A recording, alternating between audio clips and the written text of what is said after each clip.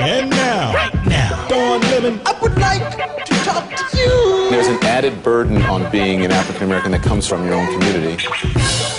From our New York studio, Don Lemon. Good morning. Where did you get that? I would like to talk to you. You like it? I like it. Did you guys see the Golden Globes on Sunday night? Yeah.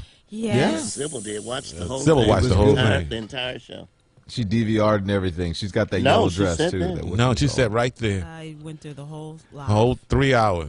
All right. Well, if you saw it then, did you notice a theme running through much of the event? The films, the winners, the presenters, and the hosts? And how white it was? White.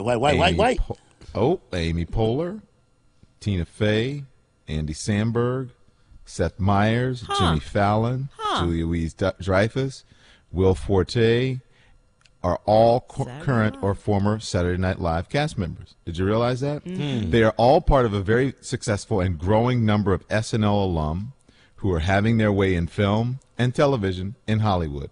They are becoming industry power brokers. That is why it was so important last week when SNL hired its first African-American woman cast member in more than 6 years, Shasir Zameda. That's why it was so important last week that the show hired 2 African-American women writers, LaKendra Tukes and Leslie Jones. Many question why it was such a big deal or even a news story. The answer to that is that it's big news because it's a leap forward for diversity, and I'm going to tell you why.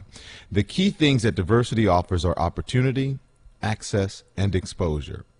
These 3 women will all now have the opportunity to hone their crafts and skills with some of the best comedy writers in the world. They will have access to resources they probably did not have before in their previous positions. And the exposure they and their work will get worldwide is virtually unlimited. What a blessing for all women, but especially for women of color. Comedy is a tough business, but comedians and women comedy writers will tell you it's even harder for them. Comedian Cheryl Underwood told me last week on CNN that as funny as she is, it was very difficult to be taken seriously as a woman in the business and that she had to finance many of her own projects in order to remain viable. As I sat watching the Golden Globes, I couldn't help but think about all the people who had written me saying the hiring of black women on SNL wasn't a news story or a big deal. If you don't think the opportunity to work for a show like SNL is a big deal, perhaps you should ask just a few of the people whose career it helped launch. Maybe you'll recognize some of them. I hope you have some time.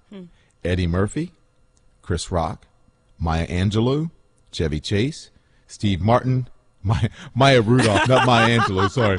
Chevy Chase, I was going to say, well, that would be huge, right?